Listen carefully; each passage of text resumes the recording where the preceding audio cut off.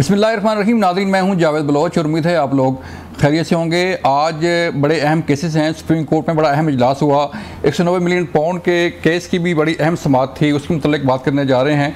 आज full court यानी कि 13 रुकनी जो एक इजलास था सुप्रीम कोर्ट में, वो आज मुनक़्क़िद किया गया और मुशावरत की गई कि जो केस चल रहा है जिसका फैसला महफूज किया गया सुन्नी इत्तेहाद कौंसिल की स्पेशल सीट्स का, उस हवाले से जो है वो तमाम जज साहबान ने, तमाम बेंच ने आपस में मुशावरत की और हो सकता है ये जराए बता रहे हैं कि शायद कल तक जो है इस केस का फैसला सुना दिया जाए। बड़ी अहम डेवलपमेंट है। और उसके साथ साथ तहरीक इंसाफ के बानी चेयरमैन के दस्ते रास और उनके सबक वफाकी वज़ीर और वज़ीर आला KP के परवेज़ खट्टक ने आज अपने 190 मिलियन पाउंड में भी जो है बयान कलमबंद करवा दिया है। बड़ी अहम डेवलपमेंट है इस केस में और हो सकता है कि इस केस के में आगे चल के जो है बहुत जल्द कोई फैसला भी आ जाए। इस पर बात करेंगे और निकाह केस भी ज़ेर समाअत है, उस पर भी बात होगी। जो सियासत चल रही है इस पर भी बात करेंगे। हमारे साथ आज मौजूद होंगे परवेज़ संदेला साहब, मुस्लिम लीग नून से तल्लुक़ है इनका। परवेज़ साहब बहुत शुक्रिया वक्त देने का। बैरिस्टर तैमूर मलिक साहब आपका शुक्रिया वक्त देने का, तहरीक इंसाफ से आपका तल्लुक़ है। सर कमरान साहब आपका तल्लुक़ है पार्टी से, आपका शुक्रिया। तैमूर साहब मैं आपकी तरफ आता हूँ। सर आज बड़ा अहम, एक तो आप वकील भी हैं और आज 13 रुकनी जो बेंच है सुप्रीम कोर्ट का, उसका बड़ा अहम इजलास भी हुआ। क्या समझते हैं कि सुन्नी इत्तेहाद कौंसिल की जो स्पेशल सीट्स हैं, चूँकि आपका तल्लुक़ भी तहरीक इंसाफ से, आप होपफुल भी हैं कि शायद आपको रिलीफ भी मिल जाए, उस पर भी ज़रा बताइएगा कि क्या फैसला आ सकता है और क्या फ़र्क क्या पड़ेगा पार्लियामेंट में?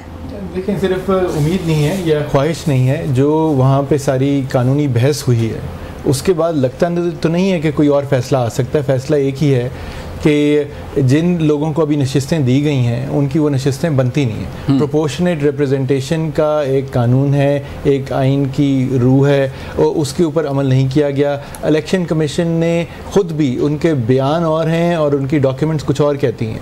वो ये कहते हैं कि जी ये अब तो ये बात आ गई है कि जो सुप्रीम कोर्ट की जनवरी की जजमेंट थी उसकी शायद उन्होंने इंटरप्रटेशन तशरीह गलत की कि ये मान गए हैं और सुप्रीम कोर्ट के जजेस ने बेंच पे ये कहा है कि हमने ये तो नहीं कहा था कि पाकिस्तान तहरीक इंसाफ एक पार्टी की तरह एग्जिस्ट नहीं करती, वो तो आपके साथ अभी भी रजिस्टर्ड है, वो तो सिर्फ एक बल्ले के निशान की बात थी। तो आपने कैसे रोका इनके उम्मीदवारों को अपने नॉमिनेशन पेपर PTI के तौर पे जमा कराने से, और उसके ऊपर आपने ROs को क्या इंस्ट्रक्शंस दी? तो इलेक्शन कमीशन वहाँ कुछ फंस गया। दूसरी बात, फिर अब SIC की तरफ आ जाते हैं। तो SIC की नहीं, जो पूरी सारी जमातों का जो एक टेबल इलेक्शन कमीशन ने नेशनल असेंबली को भिजवाया कि किस जमात की अब पार्लियामेंट में क्या पोजीशन है, उसमें ये सीटें सारी जो इस वक्त SIC की हैं वो SIC के नाम के आगे लिखी गई। फिर नेशनल असेंबली ने बाकायदा तौर पर जरताज गुल साहिबा को पार्लिमानी लीडर SIC का नोटिफाई किया। तो अब बेंच के आगे जो दो अहम सवाल हैं, मेरे ख्याल में ये चीज़ हम क्रॉस कर चुके हैं कि ये बाकी जमातों को सीटें नहीं मिल सकती। अब जो देखने की बात है कि इसके ऊपर वो क्या, जो बेंच है 13 मेंबर, वो क्या फैसला करता है कि ये सीटें SIC को मिलनी चाहिए। लोग खुद ही तो इंडिपेंडेंट हुए थे ना, ये भी तो नुकता उठाया गया कि अगर ये तहरीक इंसाफ के अंदर ही जाते तो ज़्यादा अच्छा होता। क्यों उन्होंने पार्टी चेंज की, क्यों इंडिपेंडेंट हुए? नहीं, वो देखें यही चीज़ें वहाँ पे अदालत में बहस हुई इसके ऊपर और कहा गया कि इलेक्शन कमीशन की जिम्मेदारी है। बेंच तो हमें लग रहा है कि इलेक्शन कमीशन को ज़्यादा जिम्मेदार कर रहा है कि आपने ये कैसे ROs को इंस्ट्रक्शन दी कि ये लोग जो हैं वो आज़ाद हो गए, पाकिस्तान तहरीक इंसाफ क्यों नहीं लिख सकते थे? बहुत सारे जो फॉर्म्स जमा वहाँ पे हुए, ज़्यादातर उन पे PTI लोगों ने लिखा है और फिर उनको वापस किए गए। देखें, एक उम्मीदवार जो है वो 4-4 भी नॉमिनेशन पेपर जमा कराता है, ठीक है। उन्होंने कहा जी क्लैरिटी नहीं थी, किसी में PTI लिखा, किसी में इंडिपेंडेंट लिखा, कईयों ने फिर वो वापस लेके दोबारा जमा कराए SIC लिखा, लेकिन ज़्यादातर इंडिपेंडेंट ही रहे। और फिर 3 दिन के अंदर आपने पार्टी को ज्वाइन करना है तो लोगों ने SIC ज्वाइन की।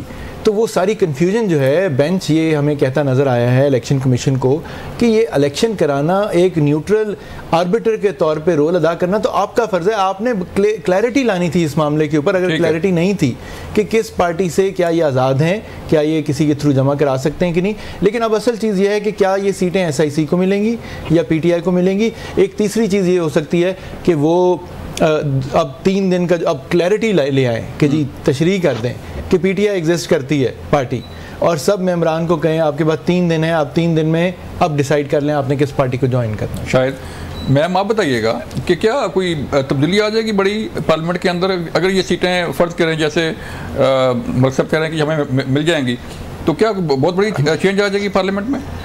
मैं समझती हूँ जावेद साहब कि एक फैसला आने वाला है। हाँ। फैसला आ जाए तो उस पर तबसरा करें तो अच्छा लगेगा।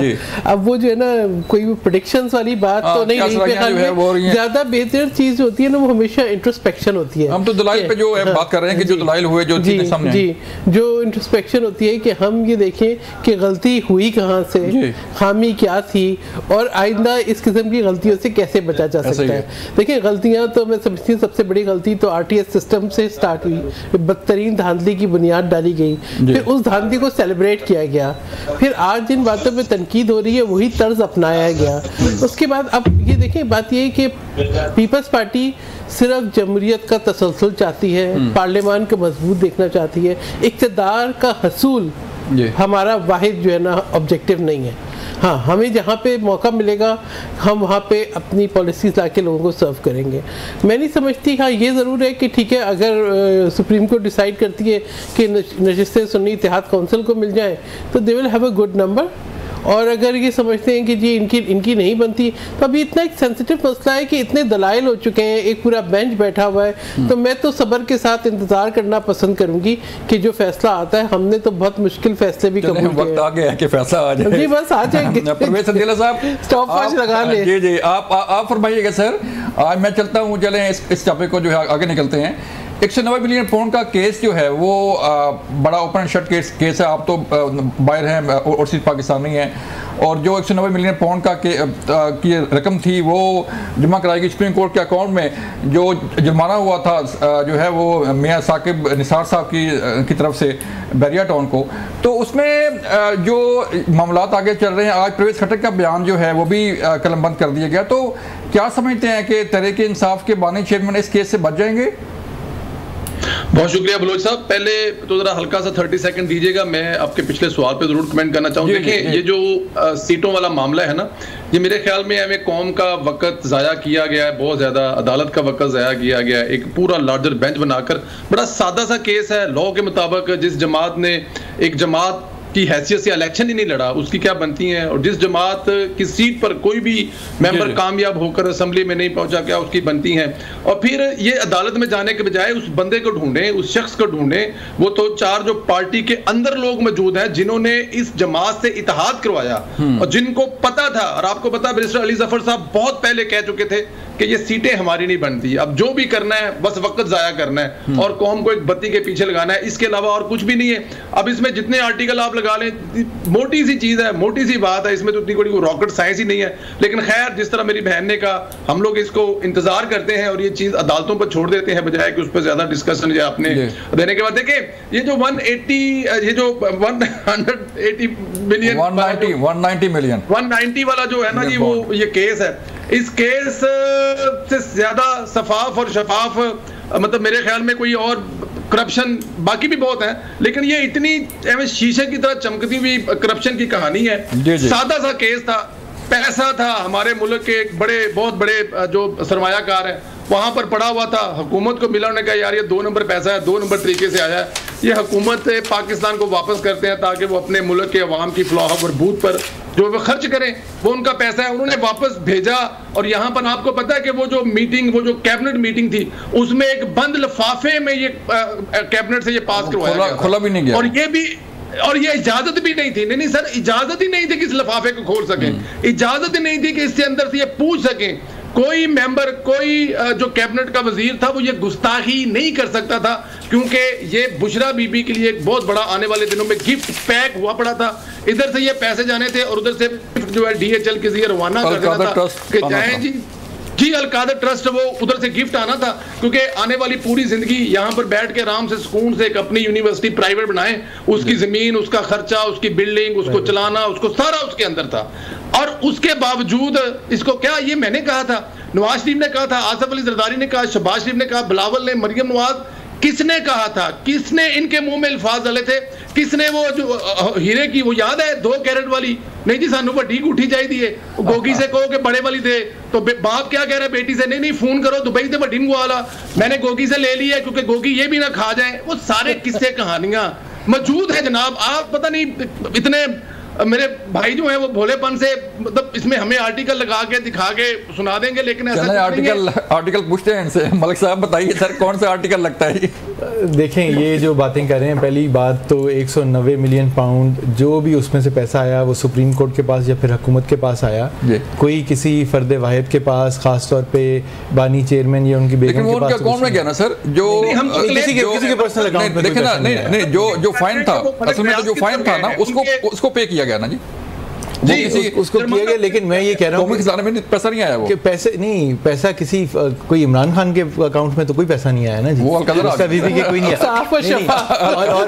और आप बात कर रहे हैं अल-कादिर ट्रस्ट की, ये कह रहे हैं कि प्राइवेट यूनिवर्सिटी, पहली चीज़ तो ये कि प्राइवेट यूनिवर्सिटी नहीं है। अल-कादिर ट्रस्ट जो है एक पब्लिक ट्रस्ट है, वक्फ है, उसके वो ट्रस्टीज़ है, उनको वो ज़िंदगी में उसको बेच के या ट्रस्ट क्लोज करके उससे कुछ ले भी नहीं सकते, ठीक है, मतलब उससे कोई डायरेक्ट फ़ायदा अपनी जेब के लिए वो नहीं उठा सकते।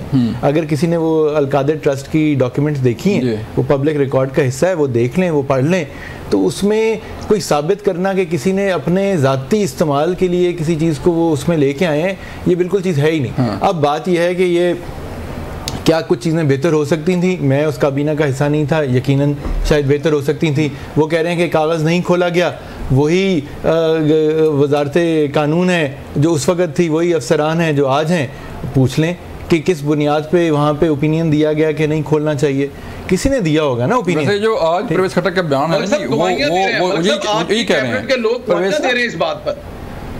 नहीं, अब ये उन्होंने परवेज़ खट्टक साहब उन्होंने कहा है कि हमने एतराज़ किया कि जी दिखाएं से ये मामला क्या है, लेकिन हमें वो जैसे वो कह रहे हैं कि इजाज़त नहीं थी कि वो खोला। देखें लेकिन अब परवेज़ खट्टक साहब की गवाही की ऐसा इस वक्त क्या वक़्त है, वो तो सरेआम पहले ही एक प्रेस टॉक करके वो दूसरी तरफ चले गए। एक पार्टी ने उन्हें वज़ीर आला बनाया है एक सूबे का, इतने बड़े का, उन्होंने वो वज़ारत आला इंजॉय की, फिर उन्होंने वज़ारत दिफा इंजॉय की। तो अब उसके बाद जब क्लियरली पता है कि वो तो एक शख्स के मुखालिफ चल रहे हैं, अब वो आके एक बयान रिकॉर्ड करा देंगे तो उसकी क्या वक़्त? ठीक है, वफाकी काबीना में उस वक़्त के और लोग आके वो क्या बात करते हैं, वो क्या चीज़ें रखते हैं, वो सामने देखनी पड़ेंगी। लेकिन मैं फिर ये कहूँगा कि जी अगर इतनी कोई बात है तो इन सारी चीज़ों को आपको लाइव टेलीकास्ट करना चाहिए। ये जो अभी हम पहले बात कर रहे थे रिजर्व सीट के केस की, उस पर हम दलाइल के ऊपर क्यों बात कर सकते हैं, क्योंकि वो सब पब्लिक ने देखी है, मतलब उसमें कोई ऐसी बात नहीं है कि क्या है, मैंने जो बात की है वो मैंने कर दी है। लेकिन ठीक है, दोनों से मैं एग्री करता हूँ कि शायद आज रात तक ही फैसला आ जाए या कल आ जाए, फैसले का इंतज़ार कर लेते हैं, ठीक। लेकिन इन मामलात को जिनके ऊपर इतनी बहस हो रही है, टॉक शोज़ पे रात दिन बात हो रही है, वो अब इद्दत के केस में कल क्या तमाशे लगे हैं वो भी आपके सामने हैं, तो अब इनको लाइव टेलीकास्ट कर दें, सारी अवाम देख लेगी कि क्या बात हो रही है, क्या बयानात आ रहे हैं, क्या रिकॉर्ड हो रहा है, तो फिर ये क्या सराइयाँ ख़त्म हो जाएंगी। अभी ये एक नैरेटिव बना दिया गया है कि जी इन्होंने कोई, जिस तरह इन्होंने अभी कहा कि जी प्राइवेट यूनिवर्सिटी, जो कोई सुन रहा होगा उसको तो यही लगेगा अल-कादिर यूनिवर्सिटी शायद प्राइवेट यूनिवर्सिटी है बुशरा बीबी की, और कल को वो उसको बेच के कुछ आगे चली जाएंगी या कुछ और कर सकते हैं, ऐसी चीज़ है ही नहीं। अल-कादिर एक ट्रस्ट है, एक पब्लिक ट्रस्ट है, जिससे वो ज़ाती तौर पे जो ट्रस्टीज़ हैं वो कोई फ़ायदा नहीं उठा सकते, उस ट्रस्ट डीड में लिखा है। चलें सर आगे बढ़ते हैं, ब्रेक ले लें, मिलते हैं ब्रेक के बाद।